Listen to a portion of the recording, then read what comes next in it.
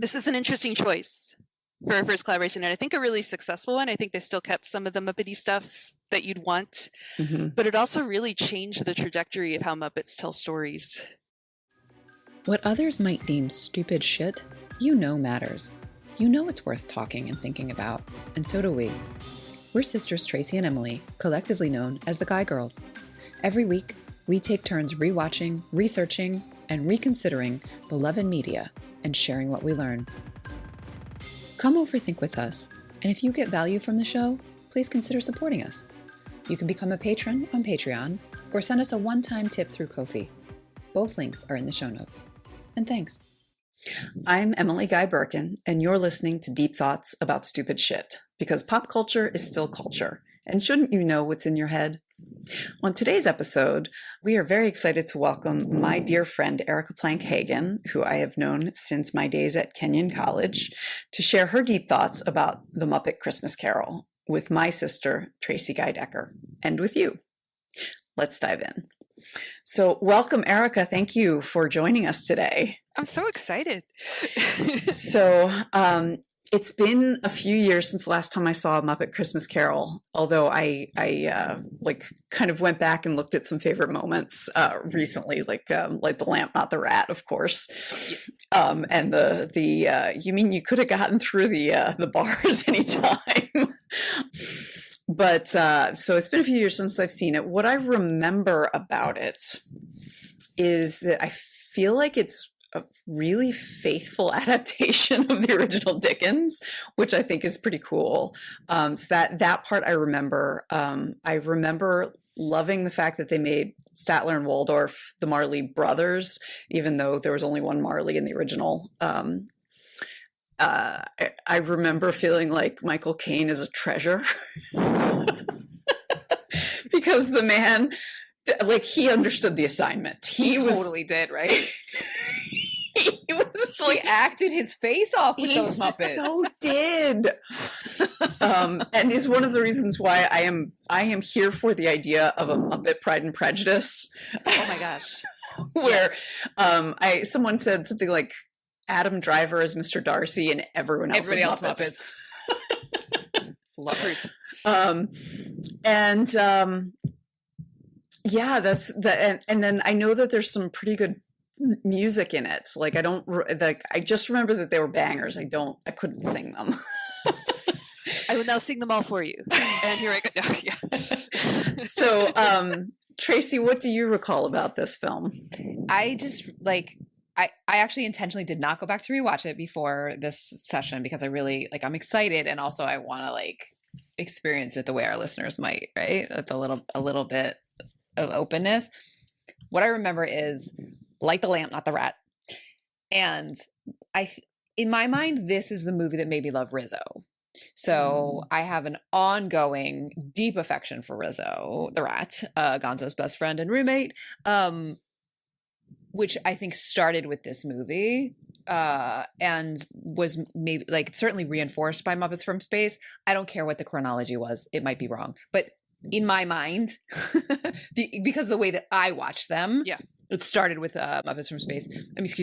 Muppets Christmas Carol. Reinforced by Muppets from Space, but really this is the one that I identify as the reason that I love Rizzo. In part because of the lamp, not the rat. I mean, that's just such a great line. It really is. And that's what I got. That's all I got. So Erika, enlighten us. Why, you're a longtime listener, you're a longtime friend of the Guy Girls, and this was the one that you were I want to come on and talk about Muppets Christmas Carol. Why? What's in it for you? What's oh my gosh. It is a huge part of my ritual of Christmas and my growing up with specific social groups, how we watched it together and what came out of it. And honestly, lines from it are in my house all year long. No doubt is said regularly. I was it's just how it is. And I didn't like this movie when I first saw it. So it's been an interesting evolution of to love. And honestly, I'm an Episcopal priest, and Dickens comes up a little bit for us. A lot of his books were written with a really specific critique of society that was also an understanding of a certain Protestant theology. For him, it was pretty linked. And so we use Dickens in sermons a lot. Like we Really? can pull it out. So that's a pretty recent part of my life. But as I did that and started rewatching the movie, I was like, oh, interesting. Like there are things that I saw as cringe as a kid that now I'm like, oh, well, that it makes sense now. So that's a fun evolution for me. And Muppets. I mean, come on. I mean, gotta everyone knows that the Guy Girls are big Muppet fans. Yeah. Like, We actually, with our list of movies that we're going to cover, we have to be like, have we done Muppets too recently? yeah, Oh no. yeah. And like our avatar on Patreon is like us as Muppets. Mhm. Like, Which is brilliant. Yeah. you don't have to convince us that the Muppets are awesome. Well, and I think the Muppets are ideal for telling this story. Mm. In this thesis, I will. Yeah, like it's pretty great. Why don't you kind of just walk us through the story? Like the story of A Christmas Carol is pretty well known, so like don't feel like you have to go into every single detail, but just maybe what makes this the Muppets version of it. And also feel free to take your time too, because we tend to. So like you said, this is a Christmas Carol story that most people know, although I was pondering kids, our generation, what they might have known about it watching it in 1992. Mhm. I came up that like Scrooged was out a couple years before, so maybe that. But I think for most people, this was their first introduction to the story. So Mm. that's interesting. Mhm. Oh, that is interesting. Of the littles, you know? Like the Gen X understands Dickens because of the Muppets. Because of this. So like you said, I'm going to go through the plot, but mostly I'm going to hit on the Muppeting of it. Mhm. Is that a verb? It is now. Yes. Yeah. So I have a poetic license that I can lend to you. excellent. So. Thank you. So it's a musical, and it opens with kind of a sweeping scene from on high looking over 1800s London, and it's very stylized. That's like it would be on a stage, I think, to recognize it. And you swoop in, and Charles Dickens, which is Gonzo, which is bonkers, and his friend Rizzo are narrating the story to us. They look directly at the camera and talk about Ebenezer Scrooge, who is going to come in, and he swoops down the road and the color changes on the screen. It goes from like warm to cool. And we have our first song, Here Comes Mr. Doo Doo, and about what a horrible Scroogey guy he is. And it's a very Muppet thing where they do this when they go side to side when they sing. And it's all introducing the kind of character he is. And I skipped an important part. I'm going to circle back. You ready? So Gonzo says, "Hi, I'm Charles Dickens," and Rizzo goes, "Hi, I'm Rizzo the Rat, and you're not Charles Dickens, you're Gonzo." And that's actually a really important part to the story. That it's saying we are going to be playing characters here. Mhm. And there's a really fun part where Gonzo's like, "I do the story like the back of my hand," and then he holds his hand out and he's like, "There's a wart on my thumb," and da-da-da-da. And Rizzo's like, "What?" And then what proves it to Rizzo that he's Charles Dickens is that he says, "Around this corner is going to come Ebenezer Scrooge," and then he does. So it sets him as an omniscient storyteller. Much of what Gonzo says is straight from Dickens. That is so cool. Like, I mean, we'll get to it, but like the meta in terms of storytelling, in terms of what the Muppets were teaching us as like young Gen X and millennials about how storytelling works by breaking the fourth wall, by like naming like they're puppets on the ends of people's. Anyway, sorry. It's sorry. amazing. It's amazing. I'm there. Carry on. All right. So we have that song. Scrooge goes to his office. There's a fun thing where he turns around and everybody has been singing and they all freeze. And then they disperse onto the street. Going into the office, we meet Kermit as Bob Cratchit and a bunch of rats that you'll remember from Muppets Take Manhattan who worked in the restaurant. They are the bookkeepers in the thing. While Scrooge is in the office, he has some visitors. We have Bunsen Honeydew and Beaker, who come in as two gentlemen collecting money for charity for the poor. And Scrooge says, "Absolutely not." And there's There's a lot of fun. Are there no poorhouses? Are there no prisons? And they go, well, yes, there are plenty of those. And he goes, phew, I was worried. It's a very... And what's lovely is that Honeydew does the talking, and then Beaker goes, meep, meep, meep, meep, meep, meep, like in the exact same cadence of the Victorian. It's marvelous. That is their shtick, and it's fantastic. And it works really well. Fred, his nephew, who's a human, comes in to invite him to his home for Christmas dinner, and Scrooge is like, I don't even understand why you're celebrating this. You're stupid poor. And he goes, I'm fine. Yeah, like it's Christmas and love, and that's all it is. I'm obviously paraphrasing the Dickens there. I don't think stupid poor was in the... but that's the basic thing. And then comes a scene that's very important to my heart because my cousin Elizabeth loved this so much, and with the VCR tape we had to rewind it and watch it a lot, which is that Benjamin Bunny, is that his name? Yeah, the little bunny comes up and he sings, Good King Wenceslas last looked out on the feast of Stephen, and Scrooge opens the door and he goes, brightly shone the moon that night. And then he gets very scared, and he asks for money for his carol, and Scrooge goes bah humbug and slams the door, and he walks away, and then Scrooge opens it again to throw the wreath at him, and it hits him in the head and he falls in the snowbank. And 100 times before we could continue with the movie.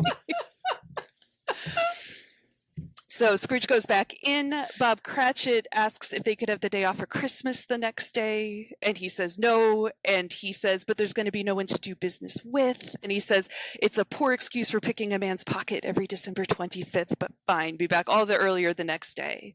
And he leaves. There's a lovely song where Bob Cratchit and the rats clean up, and the rats are doing the things like they're standing on brooms and having to catapult to close the windows because they're rats. They close up for Christmas. Kermit goes outside, and it's the Penguins ice skating parties. There's a fun montage of winter delight. And I want to point out that this is all practical. So when you see Kermit skating across the pond, that's practical. And there's a place where Gonzo and Rizzo go, whoa, whoa, whoa, and that's also practical. And it's very well done. Scrooge goes home. And this is the one place where there isn't practical stuff, which is he looks at the doorknob and it turns into the face of Jacob Marley, which is actually Statler. Walt Open Statler. We'll talk about that later. That's something I want to tag, but that's not practical. It becomes very ghosty then. He goes in. Gonzo is still narrating from the outside, and so a lot of it is them trying to get inside to see what is happening. So they do this a lot in the movie. When things get a little ghosty, they get a little funny too, to try and make it a kids movie. He searches the house to see if there are any ghosts, and he decides there isn't, but he sits by the fire in the dark with his bread and his cheese, and it's very stark. And then the song that I think Emily is thinking of in her head right now, which is the Marley and Marley, woo, yes. thing. So, Yes. Statler and Waldorf come up, and they practical, but you can see through them. They do a lot of fun ghosty stuff, and they sing a song about how they are doomed and covered in chains for how horribly they lived on Earth, and that Scrooge can not have this fate if he learns from the three spirits that are going to come. And Scrooge is like, that sounds terrible. I don't want any spirits. And they're like, too bad, they're coming. The first one comes when the clock strikes 1. He goes to bed. He's very trepidatious. Gonzo makes it up to the window, and he goes, the first ghost comes when the clock strikes 1. And then, dong, there's light everywhere. He gets thrown off the window. The ghost of Christmas Past is in the book described like a candle flame, like flickering.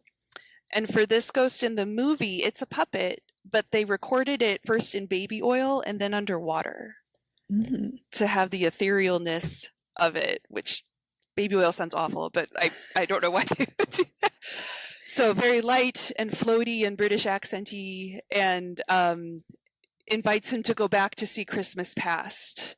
And he takes the ghost's hand, and they fly out, and Gonzo and Rizzo rappel a rope up there so they can also go along and continue to narrate for us.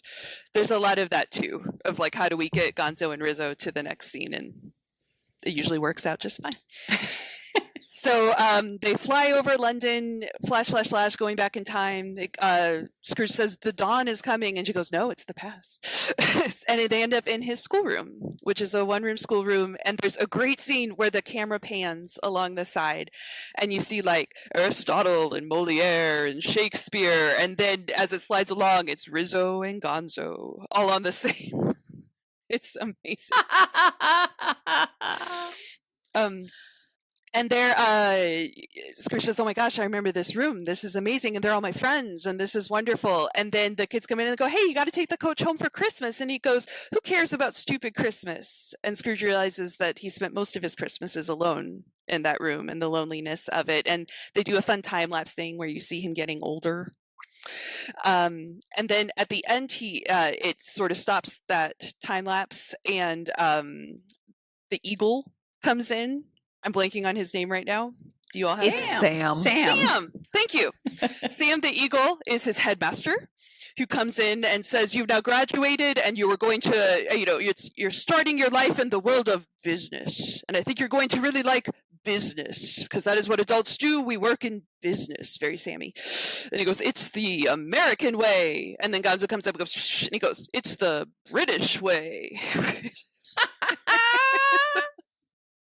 So he's starting his apprenticeship at Fozziwig's Rubber Chicken Factory, which I think is marvelous because in the book it's Fezziwig. Like, It's so wonderful. I feel like someone in like the Henson Corporation, like the entire reason they wanted to do this was because Fezziwig. So we travel to the Christmas party where we see a more grown-up adult, slightly handsome Scrooge walking in, and everyone else is partying, and he goes up to Fezziwig and says, do you see how much this party is costing? And he goes, oh, it's Christmas. This is what we do. We spread joy. We have fun. At this party is Animal and Dr. Teeth's band from the Muppet Show, who are playing the old Victorian music. And then Animal can't take it anymore and goes, bam, bam, bam, bam, bam, bam, bam. And it goes into like ragtime music, which is totally not what it would be, but it works. And then in that moment, Scrooge meets Belle, who becomes the love of his life. And you see Michael Caine as Scrooge get very, very uncomfortable. And the Ghost of Christmas Past says, there's another Christmas with this person I remember. And he goes, please don't show me that one. And they go out and they're outside, lots of snow. And she goes, another year until we can get married. And he goes, business continues to be poor. I'm doing this all for you to try to make money. I love you. And she goes, you did once. And then there's a travesty because they cut a very important song. Which we will definitely talk about later. So if you watch a certain version of this, what happens now is that she gets up and leaves, and Rizzo the Rat is crying hysterically, and Michael Caine is crying, and you're like, that was a lot. If you see another version, Belle has a song saying, when love is gone, you have to move on, and it's very, very sad. I remember that version, and yeah, and the thing is, like, it was weird because I haven't seen it in its entirety since like the mid 90s. Mm-hmm. And so when I heard that there was like this controversy about this version, I was just like, wait, what? How did this happen? We're going to talk about it. Yeah, let's come back to it. I want to hear about the other ghosts. Yeah. This is a Han shot first moment. Anyway, go ahead. Yeah, absolutely. So, Scrooge cries, dissolve. He's back in his bedroom. Then clock strikes 2. It's the Ghost of Christmas Present, who is a giant, red-headed, bearded, Muppety guy. It's a guy in an outfit. It's sort of like a Big Bird style puppet instead of a hand-style puppet. He's walking around. He's enormous. He fills the whole room. And he goes, you're a little absent-minded, spirit, because he keeps forgetting, because he's always in the present, which is from the book. And then he goes, no, I'm a large absent-minded spirit. He's that kind of punny guy. And he shows him what Christmas can be when you're not alone. And so outside and everyone's singing, and Michael Caine does a marvelous job of watching and then starting to like slowly try to dance with him. It's very dear. And then he goes, this is wonderful. I think I want to see family on Christmas. That's a thing, right? And he's like, yeah, that's a thing. And he takes him to his nephew Fred's apartment where he's having the Christmas party that Scrooge said he wasn't going to go to. And this is where my 12-year-old self seeing in the theater got horribly embarrassed and sad and wanted to leave. I did not like this, which is that they play a game. It's like 20 questions where you think of something and everyone asks you. And Fred says, okay, I'm thinking of something. And they ask questions and they get to like, it's an unwanted animal creature that is never welcome. And people are like, is it a rat? Is it a cockroach? Is it and his wife goes, oh my gosh, I know who it is. It's Ebenezer Scrooge. And everyone laughs hysterically. And then Michael Caine, being Michael Caine, is just like devastated. And then 12-year-old Erika was like, this is awful. Why are we doing this? Because we learn and grow. That's so why we're doing sweet. Yeah. So he goes, all right, I don't want to be here anymore. Can you show me a place where people are actually nice? And they go to Bob Cratchit's house. And the best song in the movie is here. Bob Cratchit is walking home with Robin on his shoulder, who is Tiny Tim. And they rehash, it's a remake of a song that was sung earlier at the Penguins Christmas party. It's 'tis the season to be happy and joyous. Fa la la. Like it's the best. So they're walking home, and then we jump back in the house, and we have Mrs. Piggy as Emily Cratchit and the various children around. The girls are pigs, the boys are frogs, clearly. And they're getting the Christmas dinner ready. There's a goose. The way that Rizzo and Gonzo end up in the house is they go down the chimney and land on the goose, and Rizzo does a little dance on the hot goose. Here's an almost Bechdel moment that I'm going to need your help with later. And then they come in, and it's God bless us, everyone. Tiny Tim talks about how he's glad people saw him in church because it reminds them that, Jesus healed the sick and lame, and that he could be a reminder to that for everyone, and the love we share, and God bless us, everyone. It's a really beautiful, heartwarming thing, and that you could tell Michael Caine is really buoyed by it, and then he sees Tiny Tim coughing. Like he gets so excited he can't breathe anymore, and so the family immediately shifts gears and like takes him to the side to take care of him.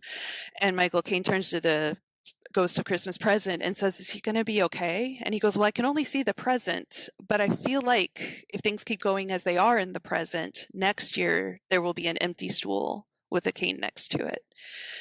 And that's when it ends. That's when they do back. And at this point, Michael Caine has realized, or Michael Caine. Ebenezer Scrooge has realized that he's learning things here, that growth is happening. It's a good idea. So he goes, all right, 3, I'm going to get the Ghost of Christmas Future, and I am welcoming it. I am here for the lesson, what it is. And what happens is a fog comes, and it's really, really scary. Like a wall of fog comes in, and he runs, and gets overtaken by it, and then he's in a graveyard. And the Ghost of Christmas Future is my favorite design. It's like a huge blanket, like a huge cloth over the guy. You can't see his face in the hood, and the arms are a little extra long, and basically all he does is point. He never talks. So he points with that really long skeletal arm at things, and the music here is do do do do do do. Like it's good vibes, good moment. And this is where Gonzo and Rizzo get scared. And they say, this is a scary part, but we'll see you at the finale. Which is important for kiddos, because then we know there's a happy finale to get through this scary part.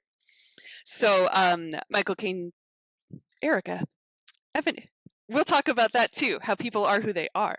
Ebenezer Scrooge says, all right, show me what you're going to show me. So he flashes into the street. It's still snowy, but rainy and gray and sad.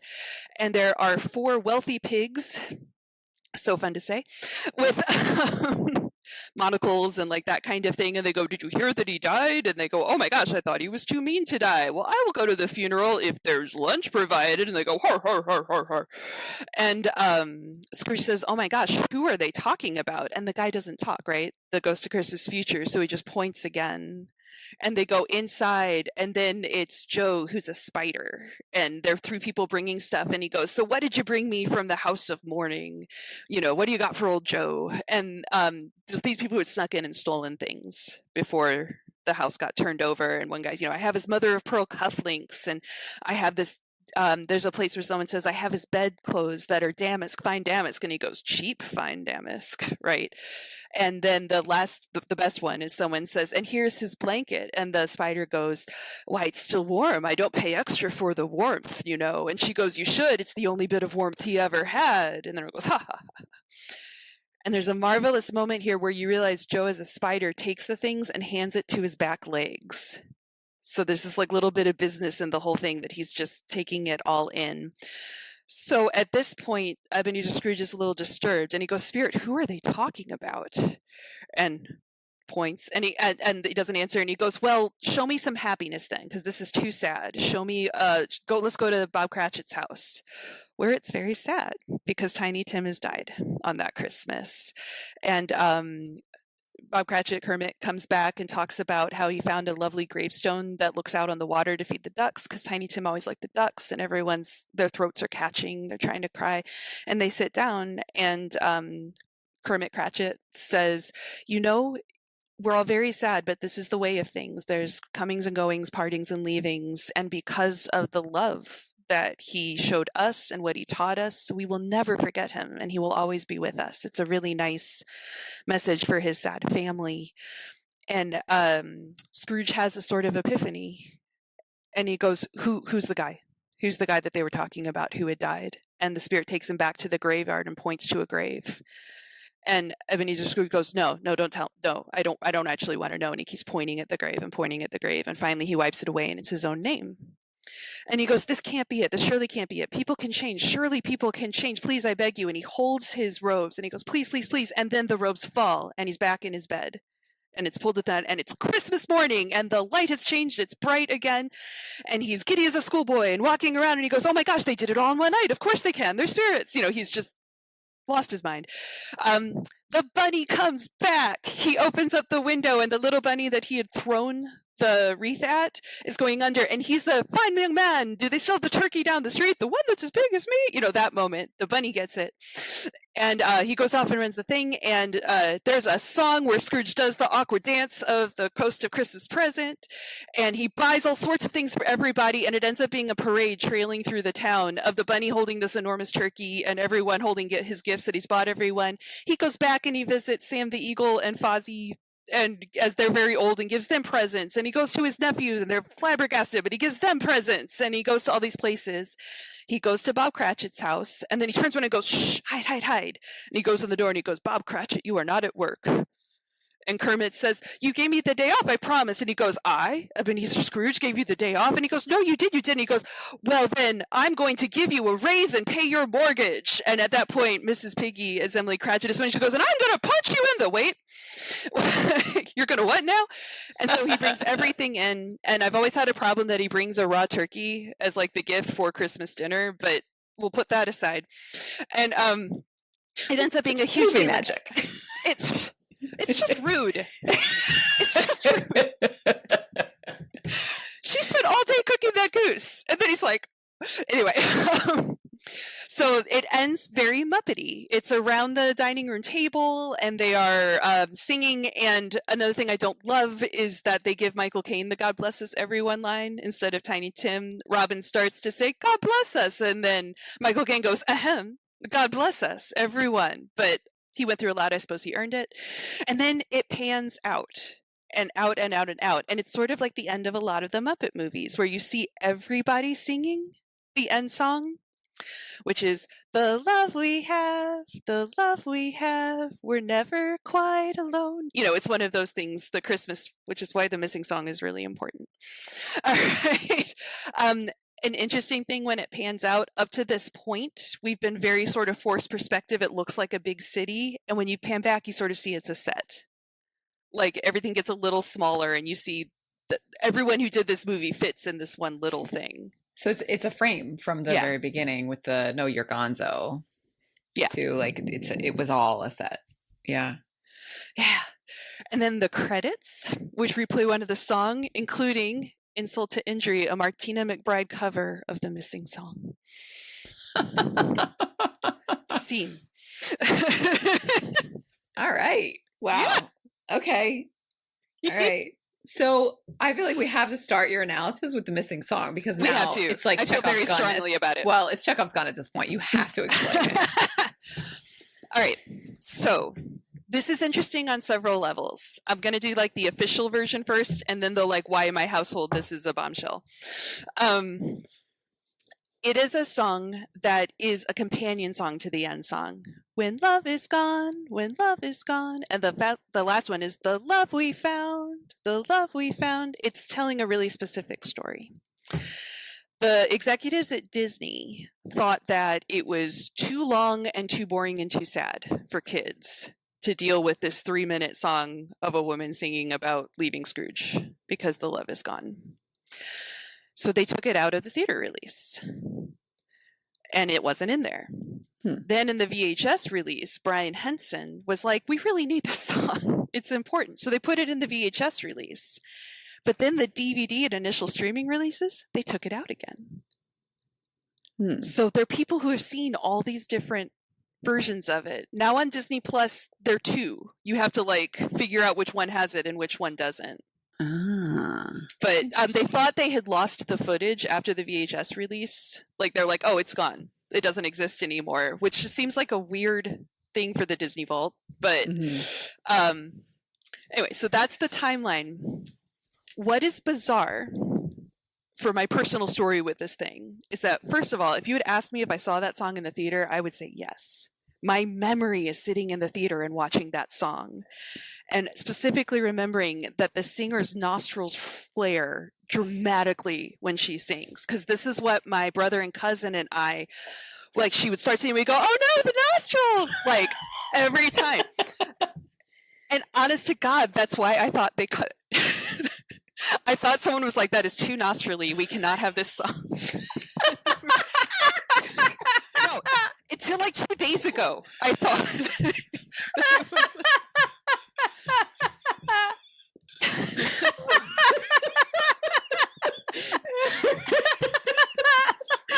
Just imagining like on the big screen too. So like the nostrils Drive are a truck in it.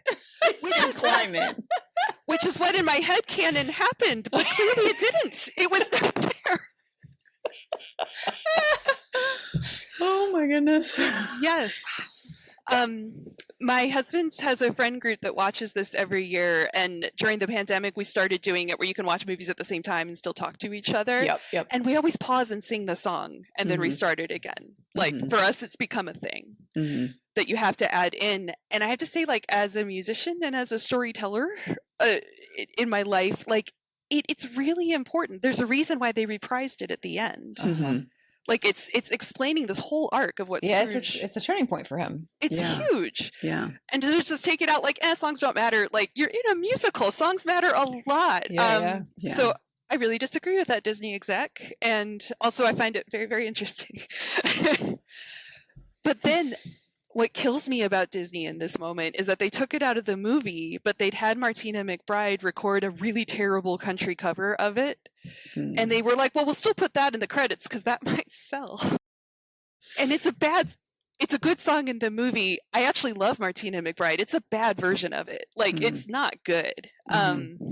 So the travesty of the song.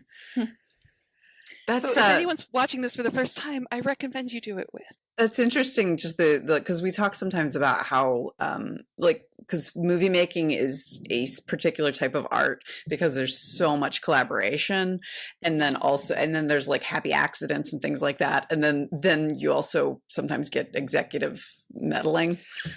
For sure. And this was the first movie that Henson Studios made with Disney after it was sold with it. So that's what I was wondering. Like, I felt like it was right around that time. Yeah, I watched a documentary on Jim Henson, also on Disney Plus, A+ recommend, which it's interesting. It showed a lot about how Henson was really into just doing weird stuff on film, and like he got into puppets not because he necessarily loved puppets, because he liked doing weird stuff. And then it all sort of snowballed into the dynasty that it is. But if you think about the movies that he was really behind ahead of time, Labyrinth and Black Crystal and stuff that are weird and didn't do great commercially. Right. Part of why he sold things over to Disney was that he'd been working nonstop for all these years. He recorded Sesame Street and The Muppet Show at the same time on separate continents. He would fly into New York and do Sesame Street and then fly to London to do Muppet Show and back and forth for like years. Wow. So his health was bad. He was just done. And he sold it over to them. And I'm interested what that first collaboration would have looked like if he hadn't died. Yeah. And then Brian took it over, and what pressure this must have been for Brian Henson to like have the legacy for his dad. And the documentary showed a lot of like him always trying to prove himself to his dad and it not quite going great. So there's all that baggage. This is an interesting choice for a first collaboration, and I think a really successful one. I think they still kept some of the Muppety stuff that you'd want, but it also really changed the trajectory of how Muppets tell stories from here on out, if you think about it. Like there was it became more these Muppets, which were always kind of subversive and weird. It was like, how can we make them fit into this mainstream thing? I think really successfully here. I think not so successfully in other things. Yeah. Well, talking about subversive, like the way that they frame this, so where Rizzo is actually saying, "You're not Charles Dickens, you're Gonzo," and then ending with it being like, "No, this is a set," and we're telling a story. Yeah, and so like I love that kind of subversion. Like, I mean, some of it is just I love meta. Storytelling in general, but I think it's also really cool because you don't necessarily see that as often for kids. And it's right in line with there's a monster at the end of this book. Yeah. It's the same kind of subversion, and one of the reasons why Tracy and I loved that book so much was because it wasn't talking down to us. It was like, look, we know that you have to suspend your disbelief, and so like, but join us and it'll be fun. It's an extra layer. It's like a dramatic irony, but like also a meta commentary on what it is the storytelling is. You know, it's pretty cool. Well, and it makes it possible for kids to be able to handle the scary stuff. Yeah. In a way that it's just a story. Yeah. Yeah.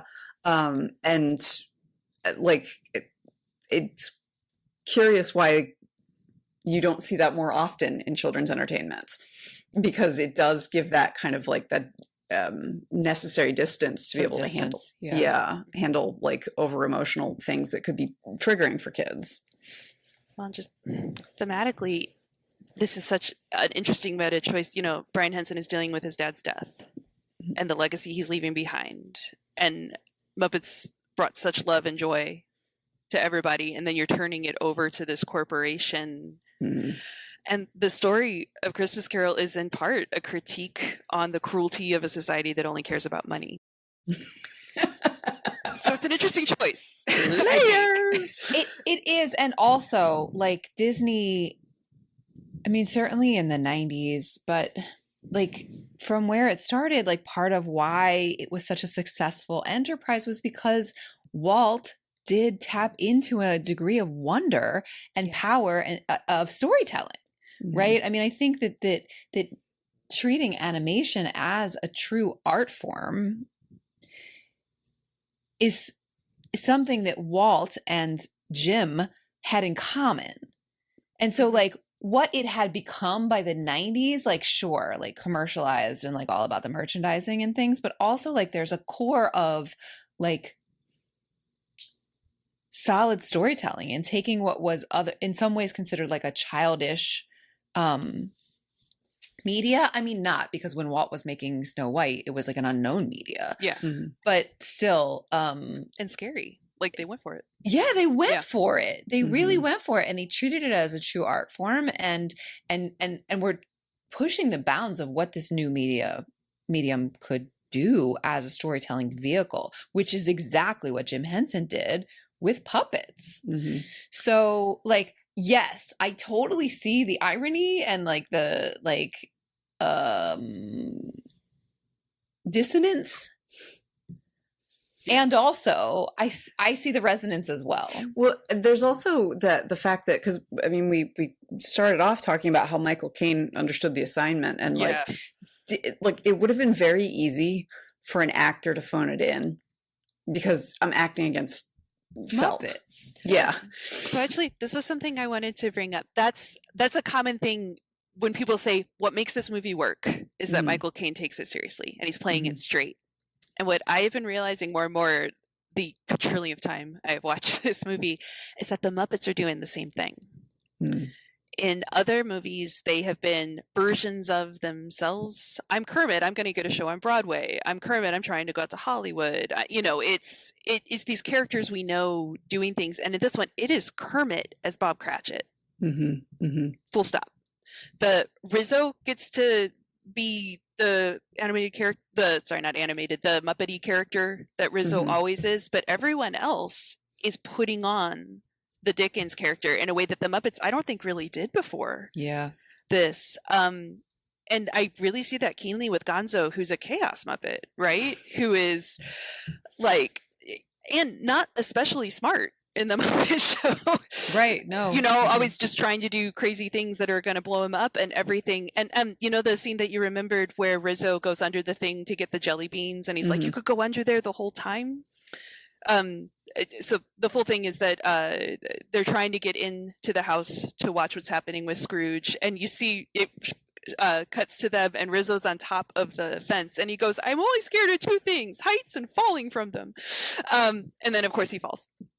And they're like, "Are you okay?" And he goes, "Oh, I left my jelly beans on the other side." And he crawls under the fence to get the jelly beans, and he crawls back. And Gonzo, as Charles Dickens, turns to him and goes, "You're an idiot." And last night when I was rewatching this, I was like, everyone's always telling Gonzo he's an idiot. And here he's absolutely playing this role of this intelligent, eloquent, omniscient, like all-knowing guy. It's Mhm. wild. Mhm. That's really Ah. interesting. Yeah. So I absolutely, Michael Caine understood the assignment and is brilliant. Mhm. And also he was like in his mid-60s at this point, and he looks really good for mid-60s. I had to do math yesterday. I because would I've not seen- have guessed he was in his mid-60s.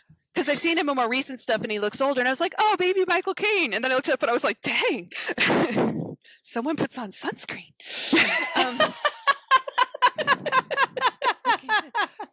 So absolutely, he makes this work. Like, it's good. But I also think that's sort of what the Muppets are doing too. Mhm.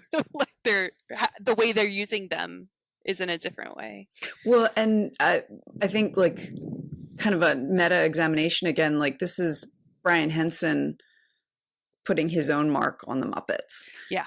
So like he's taking them in a different direction that is like pretty much universally beloved. Like, I mean, everyone loves Muppet Christmas Carol. Like some of the Muppet movies are like forgettable or people don't necessarily rewatch or anything like that. But this one is one like everyone loves. And that's like, even though he's taking over his father's legacy, he's still doing his own thing with it, which is pretty cool. I cannot imagine growing up with someone like Jim Henson as your father. Like that's got to be so overwhelming and Truly, intimidating. watch the documentary. It's fascinating. And if you love the Muppets and watch the show over and over again on syndication and such, like, you really should watch the documentary. Yeah. It's very, very good. I wanted to talk a little bit about pigs as rich bitches. Mhm. Let's do it. Yeah. So casting is important. Like Fozzie as Fezziwig is fairly obvious, but the rest they did like really understandable casting Mhm, for mhm. things. Obviously Kermit's Bob Cratchit and Robin as Tiny Tim is brilliant. All these things. And then pigs are not always rich, horrible people. Miss Piggy is fine. There are other pigs on the street who are doing great. But anytime it's a horrible rich person saying a really bad thing about Scrooge or about a poor person on the street, it's a pig in a monocle with a, fancy hat. And I just keep thinking Animal Farm. Like that weird, I feel like that can't be a like someone made a really strong choice. It's I mean, I feel like it's in the zeitgeist too. Like I'm thinking about that song on the White Album, like, have you seen the little piggies in their starched white shirts? Like it's like it's a thing. Mhm, mhm. And Joe the spider collecting the stuff. Like I looked at all the animals, so there were like creepy insects that just like take Mhm. and bite, like the pigs as rich bitches. So one thing that I think is interesting, though, to bring into that is, Dickens was very anti-Semitic, which was typical for the time. It was period typical. A spider as like offense, basically, is getting stolen goods. There are anti-Semitic tropes about Jews as spiders, where yeah. And so, like, I am not in any way like holding this movie accountable or anything for that. But I think that that's interesting. Like, and I'll include some in the show notes. There are images of like political cartoons, I guess you'd call it, of a Jewish person as a spider, and having to do with like money lending, and then also having to do with having their fingers in every pie. So like they're controlling everything. I really want to go back to the book now and see how that character's coded. Yeah. So that is a choice. Yeah. His name is Joe. Yeah. And in the movie, I'm not sure. I haven't read the Dickens in the Dickens. Yeah. So that's something that I think is an interesting aspect of it. And then that also brings in like the fact that the kind of evil rich people are pigs, which I don't think that ever is an anti-Semitic coded thing. Tracy, do you know? Like, just because, I mean, it's not kosher. Will not. I don't know. Certainly nothing is coming to mind. Yeah. My main reference is like captains of industry and cops and like people who have power in the system. Yeah, for sure. Rich, but rich people is often coded that way. Yeah, and then anti-Semitism would claim that all Jews are rich. So there, it's not a. I mean, it makes sense that you would ask the question. I'm not aware of it, but that doesn't. I'm certainly not a comprehensive encyclopedia over here. Well, and this does kind of circle me back to when I referenced, I was talking about this in sermons and stuff, that it's a really specific Protestant Christian way of looking at things, that if you are a good person, you share and you love, and then it all works out, was a really big idea at this time. And with the poorhouses and the prisons, Dickens points out the travesty of that in most of his books, and he had life experience in that, right? That he had family in the poorhouse and they lost their home, and a lot of his books about like stay out of debt because that's bad news bears, and this system is corrupt and awful. And I think for him that would be linked, that if you are this good Church of England person, that you can't condone this thing that is happening. And I think he uses this story to do that. You don't have to have that to like read the story, and certainly now what we're going through with oligarchs and income inequality and all that stuff, it hits, right? And without needing that specifically, but I do believe Dickens had that. And the Muppets, by staying so true to the Dickens, I think it makes sense why all these priests are like, let's talk about Muppet Christmas Carol in our sermon. Like, I think it really it's in this movie a little bit. So one question I have for you is, because the story is a redemption arc for Ebenezer Scrooge. What is that like the your faith tradition, or that Dickens is trying to say? Because he's like, it's very much an indictment of the system, and Scrooge is both a victim of the system but also a perpetuator of it. What is there something within that about what is required for redemption? So it is facing your own sin. It is dying to yourself. So facing your own coffin is a pretty not subtle like way to do that. And then it is that rebirth and resurrection that comes in the morning. It's really kind of an Eastery story more than a Christmassy one in the theology. That's blowing my mind a little bit, honestly. That like he sees the grave and then wakes up the next morning. Like reborn. I've never put that like specific point on it. Obviously, it's you say it, and I'm like, duh, Trace. Obviously, that's what's happening. Super there. Jewish commentator over here just didn't say it. Wow, that's Wow. I think Emily was going to ask you to also put a finer point on dying to can yourself. you explain what dying to yourself means? Oh. And keep it snappy. Keep it snappy. I mean, this is the conversation people always have. Does it mean we have to literally die? Does it mean that we give up everything of what we are and give everything away and live out in the desert? Does it mean, like, everyone's had their own way of, but that's something that Jesus says, that if you die to yourself, you will be reborn, that the last will be first, that it's a flipping of how you think things have to be. And in the Easter story specifically, there's the death on the cross and then burial and then resurrection. So that's so it's kind of like I'm taking it as like it's this metaphorical like death of your ego, so that you can you're able to face outward and like do good outward rather than worry about yourself so much. Yeah, what's coming up a lot now in theology stuff is the idea that if you are baptized into the body of Christ, you are part of this collective thing, and that when you are only looking out for yourself as an individual, that you are not participating in that. And our rebirth and resurrection and everlasting life is in that. So Church with Erika. Yeah. Wow, this Muppet conversation, like, it got weird. I know. I mean, it's kind of on brand for the Muppets that it gets weird, but like I did not see this one coming. Really clear that I don't think Brian Henson meant it to be a Christian allegory. I don't think it's necessarily like, and Dickens kind of did. So, yeah. Wow. I know that I knew that Dickens was Christian in the way that I know that like unless like 19th century writers in England were Christian, unless they were otherwise. So fun fact, if you are born in England, you're automatically a member of the Church of England. That's why they have the largest, even if you don't go. Wow. So even the Jews born in Britain, they could claim membership in the Church of England. Oh, cool. If you want. If you want to. And almost no one goes to church. It's fascinating. So it's really interesting. So like bringing the Episcopal priest on to talk about this, like, makes sense that we kind of went there. Yeah. And also, like what you were just starting to say, and what you had said, Erika, like Brian Henson didn't mean it this way. No. Dickens did.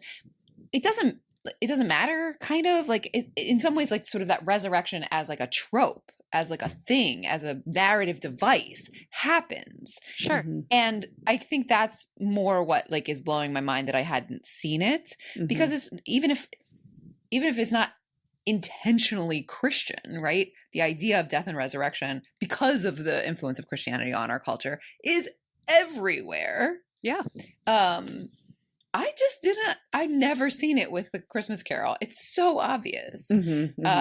So anyway, and it sounds to me like maybe Dickens really did mean it, like in a religious sense, that what happens to Scrooge is a religious redemption arc. Yeah, and for him that would have been the same thing as how you are in society. Like if you were a good civic, moral British citizen, then you also are a good Christian. So you act the same.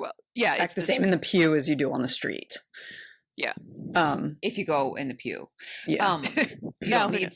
I mean, like maybe you don't need to go to the pew because you are a good person on the street. You just bring a raw turkey to, and then you're all set. Yeah. All right. Okay. I'm looking at the time. We've been talking for a minute. Erika, you mentioned a Bechdel moment. Okay. I can argue this both ways, so I'm very interested in your all's perspective. When Bob Cratchit and Tiny Tim are walking home to the fabulous song, Miss Piggy, as Emily Cratchit, is making the dinner in the house, and she is caught at the stove eating the roasted chestnuts. And her daughter Brigitte goes, "Mother, Mother, you said you weren't going to eat those chestnuts until Father came home." And she goes, "I am just taste testing them. That's what a good cook does." It's about the chestnuts. They both have names. No, Kermit is not in the room.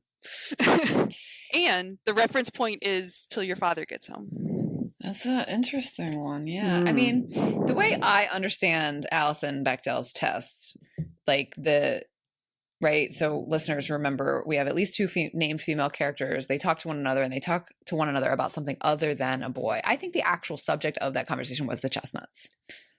That's where I'm I'm going to down. land on this one, that it Mhm, passes. mhm. Especially 3 named characters because they're twin girls. It's Brigida and Brigida or something like that. So Okay. So Yeah, I'll allow it. All 'Cause right. if she'd said like you're saving those chestnuts for father, Agreed. that But I he's think just, it's the same thing as like 2:00. yeah, just a time. yeah, it's like it's the time rather than they're for him. I Yeah. agree. I agree. Yeah. So hang on, I'm down. mute myself. And my husband and I may or may not have like rewatched that a couple times arguing about it last night. I'll tell him what you all came down. Neither confirm nor deny. Yeah. Oh man. All right. Is there, Erica, before I see if I can kind of reflect back what we talked about, is there have one more something you thing, and need it's to super yes, short. let's hear it. Let's hear it. One of the things I learned in the documentary about Jim Henson was that he was really interested in computers and the 3D animation that was starting to be possible, like Toy Story and that sort of stuff. And his studio was starting to fund research into that. Such that when I first saw the movie and I saw the doorknob using the same morph technology as the Michael Jackson video, do you remember that in the early 90s? The doorknob turns into the face. I was like, oh man, puppets are supposed to be practical. You know, they're selling out. Da, da, da, da, da, da, da. And after watching this documentary, I'm like, actually, I think Jim Henson would have been really down with that. Like that. He cared about the storytelling on film. He wasn't necessarily a puppet guy first, which is weird for me to wrap my mind around. Cool. But- Yeah. I'm glad you got that in, because you did mention a couple times in your Mhm. synopsis about what was practical and then that one moment that wasn't. So. Yeah. Okay. So let me see if I can. There's a lot. There's a lot. I'll do my best, but you two will just jump in when you need to. So Muppet's Christmas Carol from 92, did you Mhm. say? So this was the first collaboration with the Disney folks, which is really interesting. And so we see this film that's in some ways very true to the Dickens, despite being Muppets. And some of the key, like, kind of meta things in the arc of the Muppets that I think are, that you pointed out, that are really interesting, that maybe make it work, are that this, unlike many Muppet movies where Kermit is Kermit and he like runs a theater and now he's going to take his show on the road, Kermit is an actor in this movie. He is not, and he's not playing himself. He is playing Bob Cratchit, and that's it. We're done. Kermit is playing Bob Cratchit. And that kind of use of the Muppets in that way is new. And also I think maybe we see a little bit more of it moving forward, possibly, but here it's unusual for the Muppets. And it's also baked into that is this really interesting kind of meta framing that we see, where that's not just the case that Kermit is playing Bob Cratchit, but that Rizzo and Gonzo say to us, the audience, directly, hey, y'all, it's us, but we're playing characters, which is really pretty cool. I don't know why that delights me as much as it does, but it really, really delights me that the sort of breaking of the fourth wall, not just to break the fourth wall and be like, hey, isn't this cool? But like, by the way, kids, it's your lovable friend Gonzo. It's your lovable friend Gonzo, but I'm not Gonzo. I'm pretending to be Charles Dickens. And look, I'm Charles Dickens. And then we have the omniscience where like, and we get to be sort of, Rizzo gets to be proxy for us a little bit, but also not, like, I don't know. There's something like just really delightful in all the layers of that. So that was something that was sort of interesting. You took time to kind of mention some of the really like, and we came back to it just now, some of the really like beautiful practical elements of the penguins ice skating and like various like Kermit and Robin, or excuse me, Bob and Tiny Tim sort of like wandering down the street, which was pretty cool. Those practical elements. And then we came back to the end. At the very end, you just also named there is at least one moment that is CGI assisted with like sort of a morph technology that in some ways feels anathema to the whole Muppet experiment, which is all based in the practical. That's part of the wonder, is what they're able to do with puppets. And because Henson was sort of, what can we do? Like, how can we push this medium of film further to do amazing things? maybe isn't so anathema. Maybe Jim himself would have been chuffed, as they say in Great Britain. So one of the things that like I did not foresee when we sat down together is the ways in which this film is important in sort of thinking about Episcopalian and Church of England theology, which like, what? But yeah, cool, because Dickens, like, it was important to him. And he was a great writer. And so he like built into his stories, like an accessible way to talk about some theological concepts insofar as like, you know, be a good person and you'll be a good Christian, like share love, share resources, things will work out if you do those things. Like that's a fundamental kind of theological, understanding of the cosmology and how God works and how, reward works in this life that Dickens bought into and baked into Christmas Carol, which then became accessible for generations, not notably Gen X and Millennial, but also moving forward. So of course the Church of England and the Episcopalians use it in their sermons to talk about like sharing resources and love and things working out.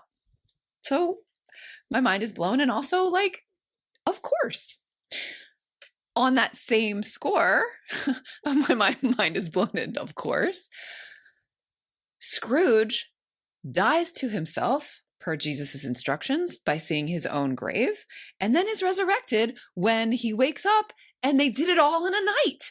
And it's Christmas morning, and he hasn't missed Christmas morning.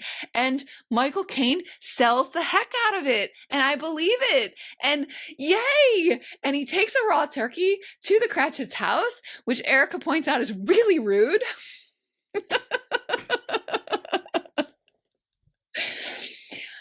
So that's, yeah, amazing. Like, again, the resurrection trope, whether we sort of are really digging into the theology of it or not, like it's out there in Western culture, and it's in there in Christmas Carol, and thereby a Muppet's Christmas Carol. And okay, Trace, there it is. Another thing that I just totally had no idea, I even kind of, embarrassed to say, kind of forgot that it was a musical, because it's been so long since I saw it. Erika's making a face if you're not watching. Yeah, sorry. And so this missing song, which is really important, like in terms of there's echoes of it from love being lost to love being found, but Disney execs were like, boring, and cut it in the theater release. Not because of the nostrils, as Erika thought. I really did. And memory being what it is, this is so beautiful. Erika remembers watching it in the theater, even though it was not in the theatrical release, which I really, really love. And the whole nostril thing, like one imagines like being able to drive a truck through this poor singer's nostrils up on the big screen, even though they never were. So, wow. Cool. We spent a brief moment talking about Bechdel test in this movie. It arguably passes because Miss Piggy talks to her daughter about chestnuts that she wasn't going to eat until her husband came home. So it's arguable, but the Guy Girls landed on pass. And what am I forgetting? Those are the things I remember.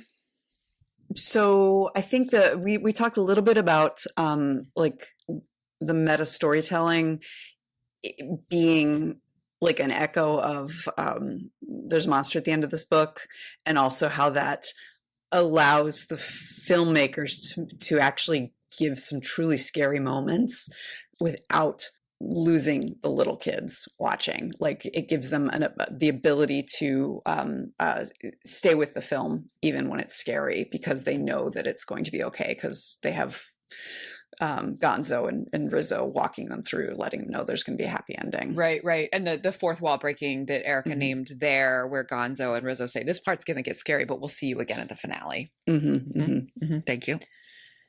We talked briefly about casting choices for pigs as capitalist, terrible people. And I learned about the spider stereotype, which I'm aghast at and grateful to know.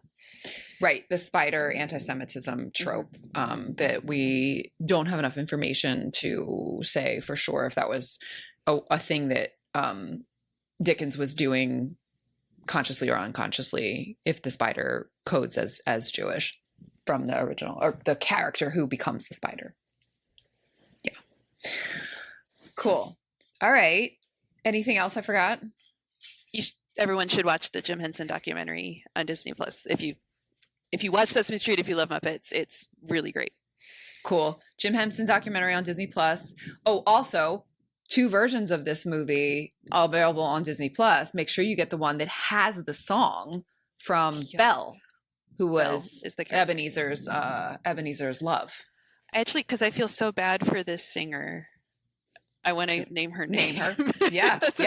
Absolutely. Her name's Meredith Braun, and I do feel really bad for her that she had this huge, amazing song in a feature release that was then cut. Like, that's a terrible thing. Yeah, that's all right. Meredith Braun, we really feel for you. And folks, listeners, watch the one where she gets to sing. Let's give Meredith her day in our living rooms, since she didn't get it in the theaters. All right. Well, Erika, it's always lovely to be with you. Thank you so much for coming on and for bringing your wisdom and your spirit. Thank you for letting me crash the party. I am just so tickled. This has been great. Thank you. And I'm bringing you next week. I'm bringing you my deep thoughts on When Harry Met Sally. Oh, yes. Because I think of that as a New Year's movie. So I figure. Absolutely. 100%. Yeah. All right. Can't wait. See you then. Bye. Bye. Do you like stickers? Sure, we all do. If you head over to guygirlsmedia.com/sign-up and share your address with us, we'll send you a sticker. It really is that easy. But don't wait, there's a limited quantity. Thanks for listening. Our theme music is Professor Umlaut by Kevin MacLeod from Incompetech.com. Find full music credits in the show notes. Until next time, remember, pop culture is still culture.